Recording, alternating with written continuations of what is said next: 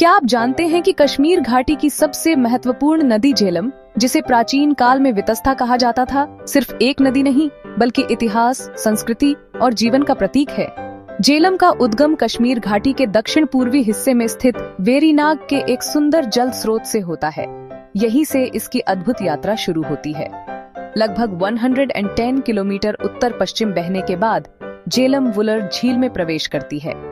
वुलर झील एशिया की सबसे बड़ी मीठे पानी की झीलों में से एक है और झेलम इसे अपनी धाराओं से जीवन देती है। आगे बढ़ते हुए यह नदी बारामूला से गुजरती है और एक 2130 मीटर गहरे महाखड्ड में प्रवेश करती है। सोचिए, इतनी गहरी घाटी में बहती झेलम का दृश्य कितना अद्भुत होगा। इसके बाद झेलम भारत की सीमा को पार कर मुजफ्फराबाद की ओर मुड़ जाती है और अंततः ट्रीमू में जाकर चेनाब नदी से मिल जाती है।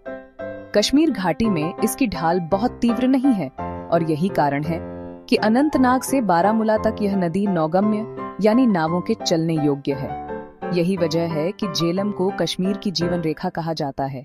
यह सिर्फ पानी का स्रोत नहीं बल्कि व्यापार, परिवहन, खेती और संस्कृति सब कुछ अपने साथ लेकर बहती है।